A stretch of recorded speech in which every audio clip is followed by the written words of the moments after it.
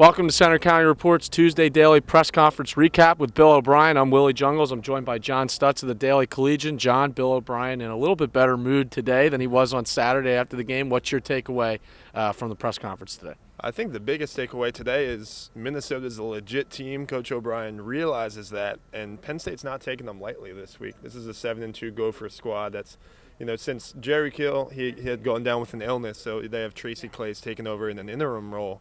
And since he first took over, he got blown out by a pretty solid Michigan squad. But since then, he's 3-0 as the interim coach. They took down Northwestern.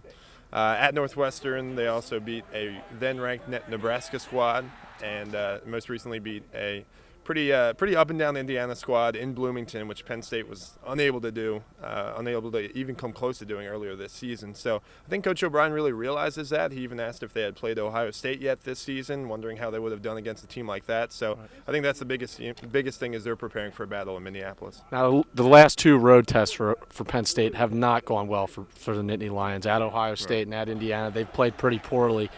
What do you expect for them on the road at Minnesota? And have you noticed anything different about the way they play on the road compared to where they play here at Beaver Stadium? Well, I think playing in Columbus is one thing. For them to have come out with a win or even come close to one in that atmosphere, I think would have been pretty tough. But pretty concerning, I believe, that the result was in Bloomington, and even their only win away from Beaver Stadium this year came at MetLife Stadium in a neutral site game against Syracuse, and that was more or less a home game for Penn State. It turned out as well. So, I'm expecting Penn State to definitely have a much better showing than they've had so far this season on the road. Whether they're able to come out on top, I think it's going to be pretty close. Home field advantage might end up making a little bit of a difference. Offensively, Penn State struggled for most of the second half against Illinois. They played well in the first half, and they obviously get the win in overtime. But in the second half, they really struggled offensively. What would you attribute that to, and what do they need to do against Minnesota to improve that offensive performance, do you think? I think a lot of it just came to execution because they were getting drives. They were, succeeding with drives of 5, 10-plus plays, and then once they got into, their opponent's territory this past weekend, they were really unable to execute and really get those points that they needed in the red zone to take advantage of, less than overwhelming Illinois squads. So I think that Bill Belton, it should be another heavy dose of Bill Belton, who had the first 200-yard rushing game that Penn State's seen in over a decade. Christian Hackenberg, once again on the road, is really yet to show up on the road yet, but we'll see. I think that dialing up the run once again for O'Brien will be the right call and will help them have their best chance. Continuing on with the offensive performance for Penn State, their offensive line's going up against a big test in Minnesota, a very stout defensive line. Right. What are they going to need to do to continue on? I thought they had a good performance against Illinois, much improved than it was against Ohio State, but what do they need to do to continue their good offensive performance on the line?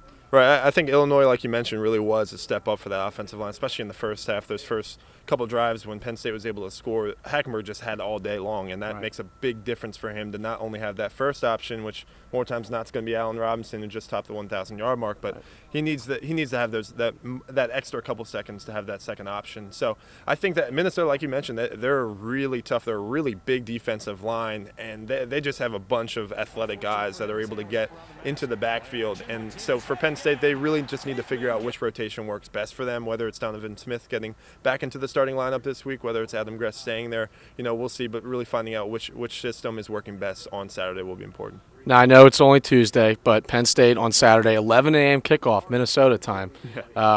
What do you expect from this game going forward for Penn State? Can they finally get that elusive road victory? Now, I know that the Syracuse game counted as a road victory, but we all know there were more Penn State fans there. Right. So does Penn State get their first win at a true road test this weekend, do you think? Right, I agree. It would be their first true road contest win, but I have to say that based off of what we've seen out of Penn State these past few weeks, getting blown out by Ohio State, having to, take Illinois to overtime, I think Illinois is, at best the 11th best team in this conference. I think it doesn't necessarily bode well for them heading into Minnesota. I think Philip Nelson, and they have a really good quarterback rotation system where they're able to throw in a running quarterback as well. I think Penn's defense might be caught off guard once again. I see Minnesota winning. I don't have a score for you yet this early in the week. I think it's going to be within a touchdown, maybe a late game field goal, but I see the Nittany Lions coming up short once again on the road. Well, Bill O'Brien won't be as chipper as he was today if that's the case, but we will find out. Penn State takes on Minnesota, 12 Eastern on Saturday. For more on Penn State and Minnesota, tune into the Center County Report on Friday. For John Stutz of the Daily Collegian, I'm Willie Jungles. Take care.